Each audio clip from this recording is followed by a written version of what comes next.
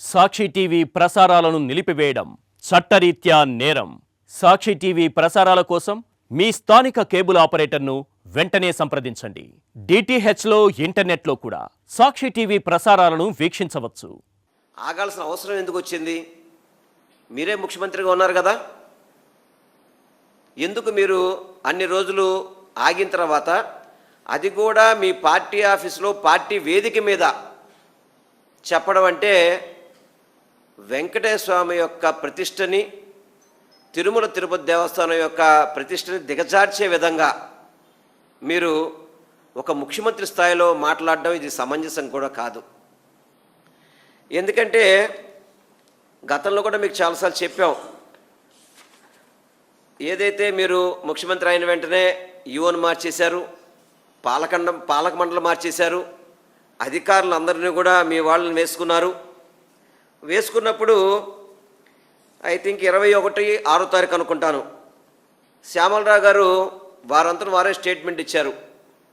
అన్నీ కూడా చాలా చక్కగా నాణ్యమైన వస్తువులతో మేము తయారు చేస్తున్నామని చెప్పని చక్కటి స్టేట్మెంట్లు 21/6 శ్యామలరావు ఇచ్చారు. మరి ఆయన ఈవోగా బాధ్యత చేపట్టిన తర్వాత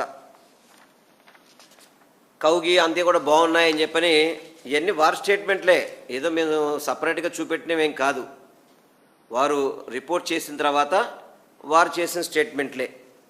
ఆ తర్వాత అదే శ్యామలరావు గారు కొన్ని రోజులు పోయిన తర్వాత దాంట్లో మన వెజిటేబుల్ ఫ్యాట్ ఉందని చెప్పడం కానివ్వండి, ఆ తర్వాత ఎప్పుడైతే ముఖ్యమంత్రి గారు యానిమల్ ఫ్యాట్ అన్నారో మళ్ళీ తర్వాత ఆయన స్వరం మార్చి యానిమల్ ఫ్యాట్ అని కానివ్వండి, అనేక రకాలుగా అటు ఈవో గారికి కానీ, ఈవో గారి మాటలకు కానీ, చంద్రబాబు మాట్లాడిన మాటలకు కానీ, లోకేష్ మాటలకు కానీ ఎక్కడా పొంతనం లేదు.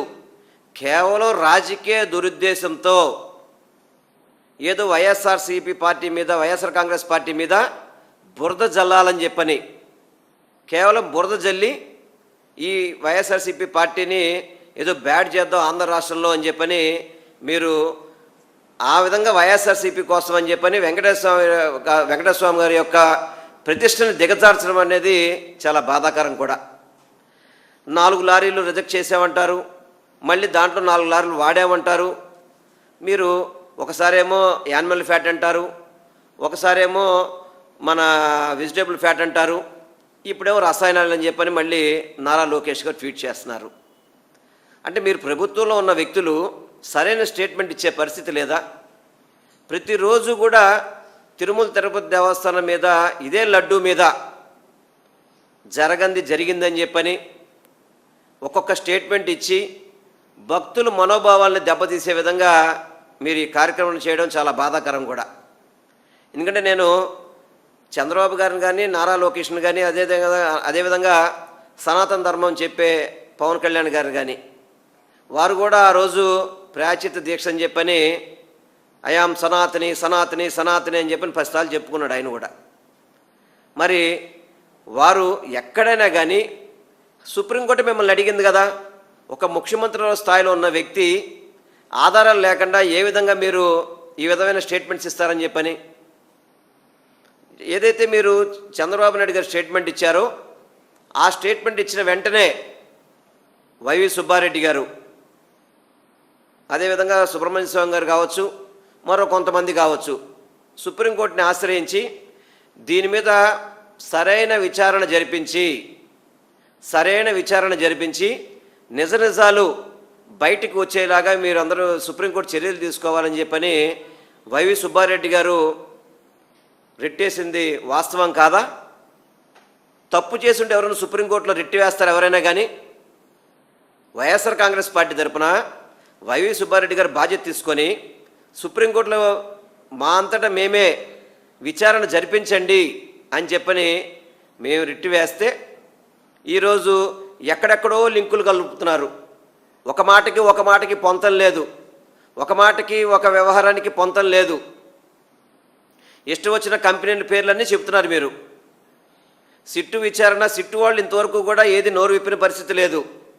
కానీ ఎల్లో మీడియాలో లోకేష్ గారికి కానీ సిట్లో అవి బయటపడ్డాయి అని చెప్పని వాళ్ళ రిమాండ్ రిపోర్ట్ ఎట్లా ఉంది, ఎక్కడ కూడా రిమైండర్ రిపోర్ట్లో యానిమల్ ఫ్యాట్ కలిసిందని ఎక్కడ దాంట్లో వాళ్ళకి మెన్షన్ చేయలేదు వాళ్ళు ఎక్కడ కూడా.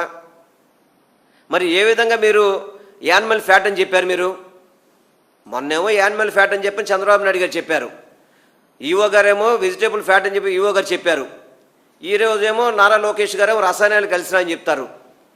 ఎందుకు మీరు హిందువులు ఏదో తిరుపతి వెంకటేశ్వర భక్తుల మనోభావాల మీద ఏ విధంగా చెలగాటం ఆడుతున్నారు? ఏదో అప్పన్నను పట్టుకున్నా అంటారు, ఎవరో ఇంకొకరు పట్టుకున్నా అంటారు. ఎందుకు? ఏం సాధిస్తున్నారు మీరు? ఇంతవరకు సుప్రీంకోర్టు అడిగిన ప్రశ్నకి మీరు సమాధానం చెప్పారా? ఏదైతే ఒక ల్యాబ్లో ఫెయిల్ అయింది అన్నప్పుడు దాన్ని రెండో ల్యాబ్లో ఎందుకు మీరు టెస్ట్ చేయలేదంటే దానికి సమాధానం లేదు. తిప్పి పంపించామని చెప్పని ఈఓ గారు చెప్తారు, ఏదైతే ల్యాబ్ రిపోర్ట్లో సరిగ్గా నేను మేము తిప్పి పంపించామని ఈఓ గారు చెప్తారు, అవి వాడామని చెప్పని తెలుగుదేశం పార్టీ నాయకులు చెప్తారు.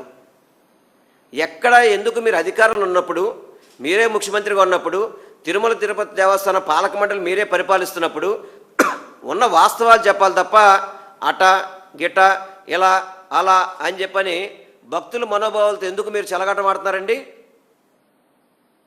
అంటే మిమ్మల్ని ముఖ్యమంత్రి చేసింది తిరుమల తిరుపతి దేవస్థానం మీద అపచారాలు చేయించమని చెప్పని, వాటి మీద ఏదో ఇష్టం వచ్చిన ఆరోపణలు చేయమని మిమ్మల్ని ఈ ప్రభుత్వం మీకు అప్పచెప్పింది.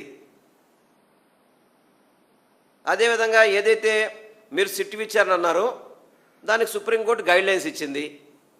ఇద్దరు సిబిఐ నుంచి, ఇద్దరు లోకల్ బాడీ ఆంధ్ర రాష్ట్రం నుంచి ఫుడ్ సేఫ్టీ అధికారులని పెట్టమని చెప్పని, మీరు విచారణ జరిపించండి, విచారణలో నిజ నిజాలను తేల్చండి, ఆధారాలతో సహా బయట పెట్టండి. అంతే తప్ప ప్రతిరోజు కూడా మీకున్న మీడియా ద్వారా, మీకున్న సోషల్ మీడియా ద్వారా తిరుపతి లడ్డూలు అది కలిసిపోయిందంట కదని చెప్పి ఒకళ్ళు, ఈ లడ్డూలన్నీ కూడా అయోధ్యకు పంపించారని చెప్పి మరొకళ్ళు, ఏంటి ఇష్టమైన మీరు ఆరోపణలు చేస్తారు? ఇదేనా మీకు వెంకటేశ్వర మీద ఉన్న భక్తి? ఇదేనా మీరు వెంకటేశ్వర మీద ఉన్న ప్రేమ? ఇదేనా మీకు? ఎందుకు తిరుమల తిరుపతి దేవస్థానం మీద కక్ష కట్టారు మీరు అందరూ కూడా కలిసి?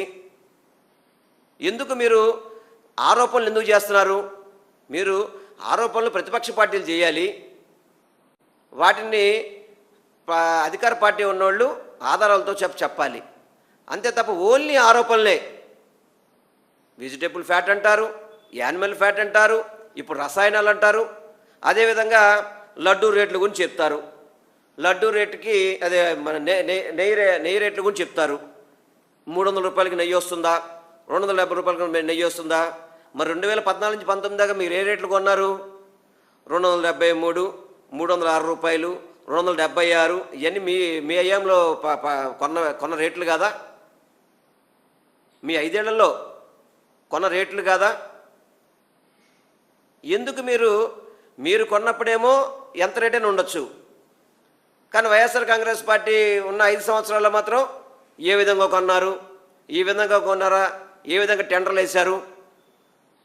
ఏదైతే అక్కడ ల్యాబ్ ఉందో చంద్రబాబు నాయుడు గారి హయాంలో ఉన్న ల్యాబ్ అదే, 2019కి అదే ల్యాబ్ ఉంది. ఆ తర్వాత ఇంకా ల్యాబ్ని ఆధునీకరించాం కూడా. ఇంకా చెప్పాలంటే జగన్మోహన్ రెడ్డి గారి నాయకత్వంలో వైవి సుబ్బారెడ్డి గారు చైర్మన్గా ఉన్నప్పుడు ఇంకా వాటిని అప్గ్రేడ్ చేసి ఇంకా నాణ్యత తెలిసే విధంగా ల్యాబ్ని రూపొందిస్తే దాని మీద కూడా మీరు అపవాదులు వేస్తూ కలవని నెయ్యిని కలిసినట్టుగా, జరగని కల్తీని జరిగినట్టుగా ఎలా చెప్తారు? ఇప్పుడు సుప్రీంకోర్టులో నడుస్తుంది.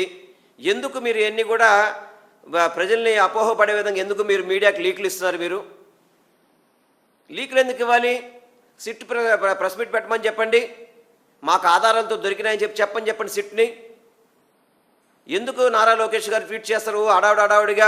ఇది వైఎస్ఆర్ కాంగ్రెస్ పార్టీ మీద బురద జల్లాలని చెప్పి ఎందుకు చేస్తున్నారు?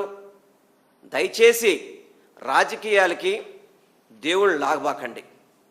సాక్షి టీవీ ప్రసారాలను నిలిపివేయడం చట్టరీత్యా నేరం. సాక్షి టీవీ ప్రసారాల కోసం మీ స్థానిక కేబుల్ ఆపరేటర్ని వెంటనే సంప్రదించండి. DTHలో ఇంటర్నెట్లో కూడా సాక్షి టీవీ ప్రసారాలను వీక్షించవచ్చు.